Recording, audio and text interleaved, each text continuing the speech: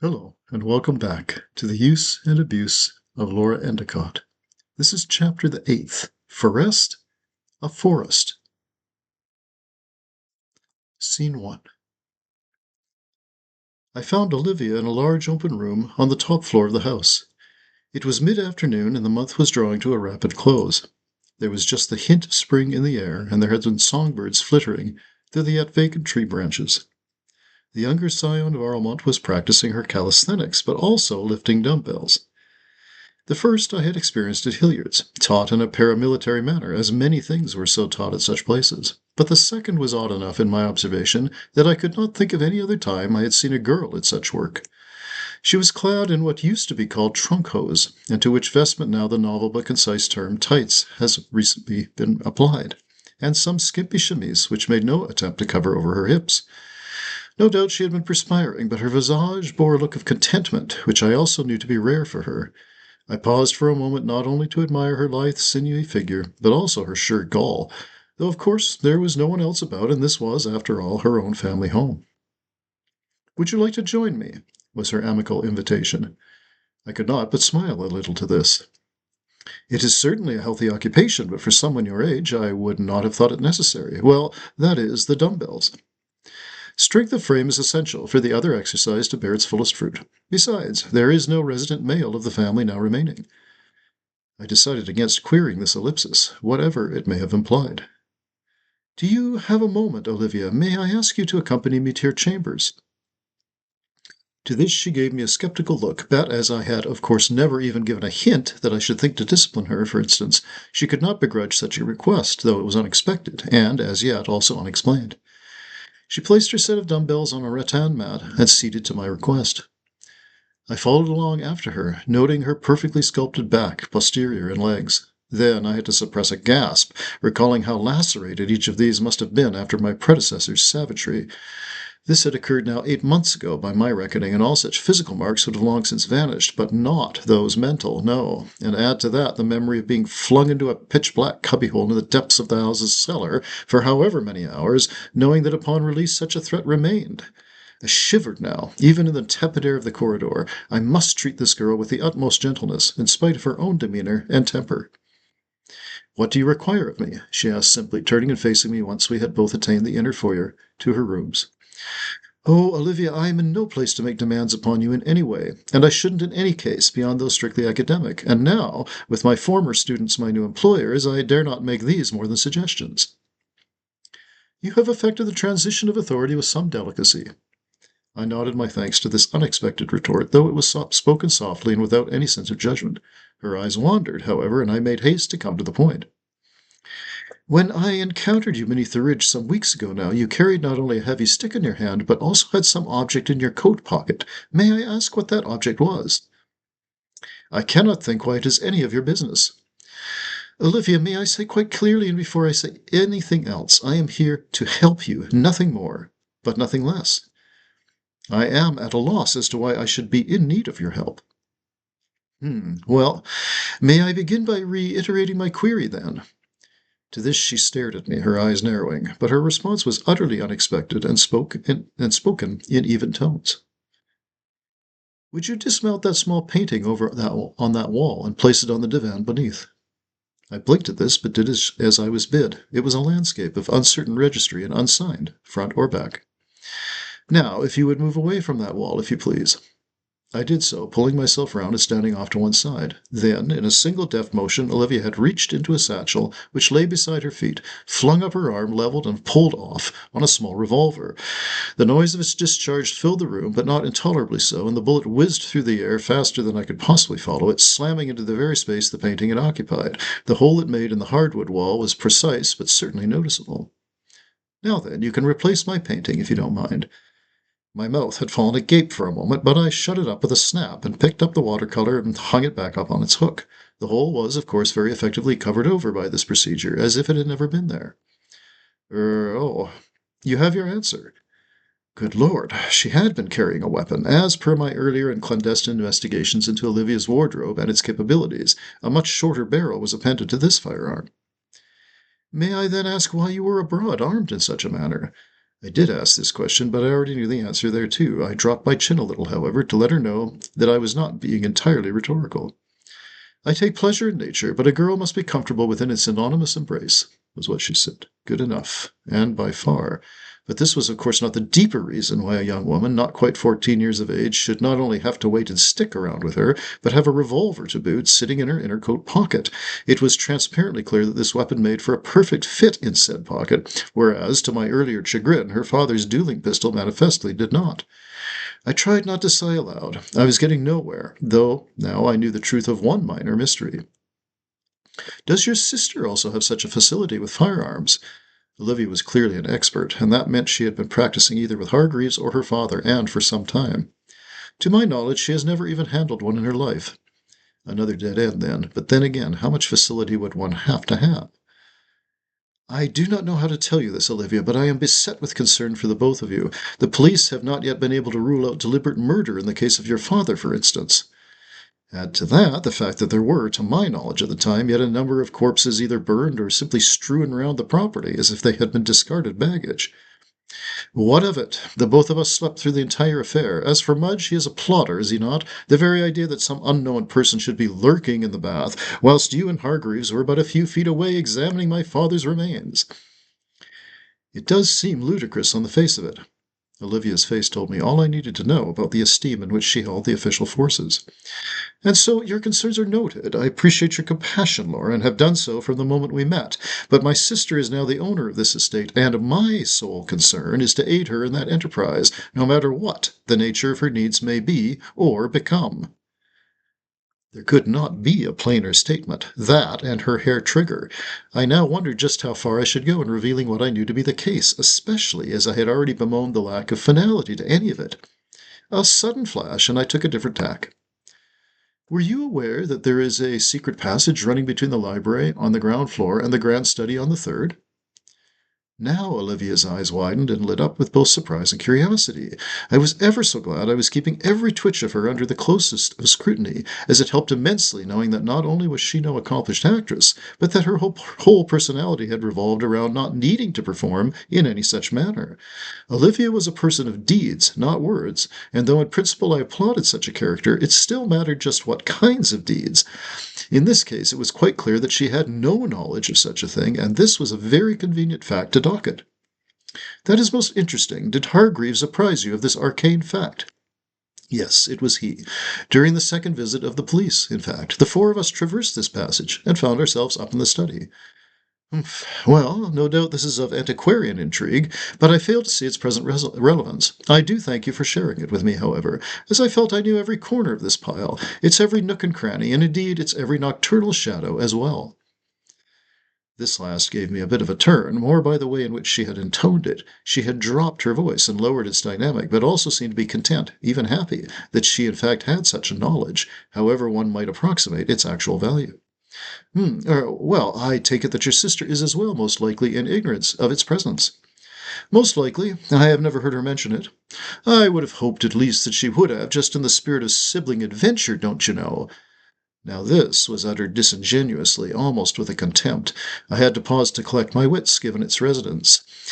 Olivia was manifestly not the kind of girl given to adventures of that sort, or anything resembling the schoolgirl mischief and mischance in which my peers and I at her age had been engaged. I felt a keen pity for her now, renewed since observing her from behind. She was a child without a childhood, and as well an adult without adulthood. In that, she was almost an alchemical being, and I recalled with a silent start her sister's account of Olivia's nighttime visions. I am at a loss now, Olivia. I feel any further step I take would plunge all of us into the pit, never to arise again. I felt this kind of entree would arrest her attention, but if it had done so, it was barely noticeable.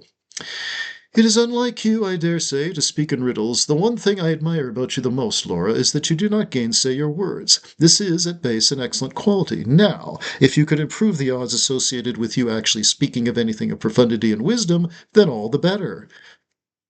I suppressed a bristle, for I knew that not only might she be seeking such, she would also react most negatively to any such sign that I should exert my non-existent authority over her. At least she had replaced her weapon in her bag. I closed my eyes for a moment to steady myself. If I revealed to her both the bullet and how I attained it, my knowledge of the second passage and all of the rest of it, what would she do in return? My theory had been blown into ashes by her reaction to my leading query. She did not even know of the first passage, and thus could not possibly know of the second, and that left. Do you know if your father had resumed relations with your sister before his death? What kind of question is that? A most crucial one, by my estimation. See aforesaid remarks. Olivia, I fear I must press it. I really must. I am truly trying my level best to protect you both, but now, especially Sarah. I had given Olivia everything but the truth, and I could tell now, by her own hesitation, that she was beginning to piece the things together for herself. You know something, then? You had no fear of exposing yourself to me. I was not present for Violette's death. Yes, touché, fine and dandy. I let my face respond to this, but it was unavoidably the case that each of us had already been in the perhaps perilous hands of the other. It may have been legally a balance, but then why did I feel that I had as yet no power over this young woman, and such was all and ever upon her side? I observed your sister yesterday. She showed no signs of being out of her depths. I recalled now her recitative, her natural authority. Sarah's entire personality had been bred to lead, yes, but to lead with finesse and even tact, utterly unlike her sister. I trust the new domestics shall be satisfactory. Oh, yes, I am sure they shall be. And I should note that if you experience anything untoward with any of them, that you should report such to me, and now I was rudely interrupted, and completely, by Olivia breaking into a cackle of sarcastic guffaws. No, Laura, you clearly do not understand the new conditions at Armand, conditions which I dare say should have been in place long before your predecessor met with her just fate. If I experience anything untoward, as you put it, the source of that experience will shortly be nullified, pending circumstance most shortly. Need I say more? Good Lord, I must not perspire, I must not tremble, I must not even nod my understanding, for that too might be interpreted as a moment of weakness, and yet my knees felt weak. Once again I found myself looking across at Olivia's torso, her legs, her abdomen, each exquisite and each menacing at once. It was a minor blessing. Her abbreviated chemise was crafted of white and rose lace, and was, in its own way, most charming. But her tights were as raven black as was her mane of tousled hair, as were her indoor sandals. Once again the image of that flash of her leg and boots, smashing through the sick-room lock with apparent ease, came into my mind's eye. I had taken utmost care to blot out my imagination's version of what must have transpired when she had caved in the skull of my predecessor. I underscored your sister's caution to all the new servants. Given that you are paying them twice the standard rate, I would think none of them would wish to so recklessly lose. But once again Olivia cut me off midstream. What?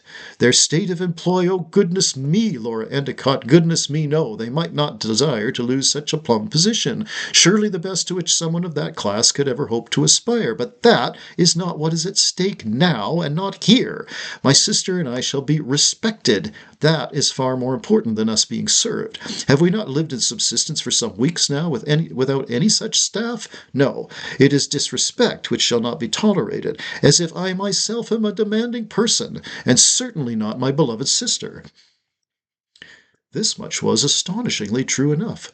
I stood in wonder of the contrast for a moment, and made a mental note to apprise Philip, and in every detail, of the character, and just so, the characters, of Armand, both old and new. I doubted he would desire us to stay on here, however easy it would be to do so, and however gracious had been Sarah's invitation. And that same Sarah was now the Lady Miss Montfort, not quite 16, but very much not, and perhaps never, a child. No, not with her father's specific interests, and God knew what else. Did you want me to also begin to tote a firearm round the place? Would it not gradually become onerous to keep on hiring new staff after burning those previous? I had deliberately increased my rhetorical dynamic now, including sarcasm, just to gauge her reaction thereto. She parted her lips and lolled them to one side, then snorted gently and tossed her head back, returning it to level with ever the slightest smirk across her visage. In other circumstances it would have been utterly fetching, but here it was quite the unutterable opposite. It would become a logistical annoyance, that much is the case. The briefest pause. Then what, Laura Endicott, do you know? Should I compel you at gunpoint? Is that what you were imagining as my next move?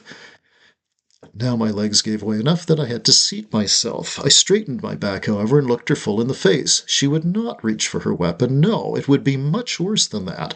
I had no doubt now that she had lingered in between her two strikes with the axe, lingered as my predecessor would have vomited blood, gradually losing consciousness and feeling excruciating pain, with her head ringing beyond the bells of all the cathedrals in Europe, lingered until the moment before the woman lost consciousness, before finishing her straight through, after flipping round the axe in her hands. And yet, what was that, when compared to what the former governess had inflicted upon Olivia's own form when the latter had been but 12? No, authentic justice demanded a wrestle with one's own conscience, a struggle which only vengeance attempted to avoid. Or perhaps I was yet naive to this woman's sense of selfhood. Could it be that nobility truly meant the substitution of will in lieu of having a conscience at all?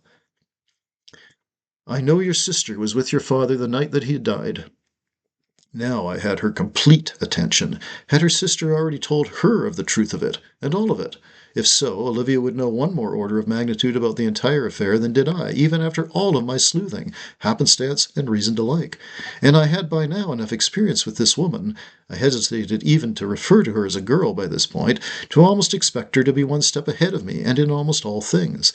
Yet, if Philip and I were to accept her sister's graciousness, and I felt that I could not reject it, for poor Sarah might well feel that I was rejecting she herself, and where then would that lead, especially if what I thought had transpired actually had done so, I absolutely then must gain the implicit trust of her younger sister.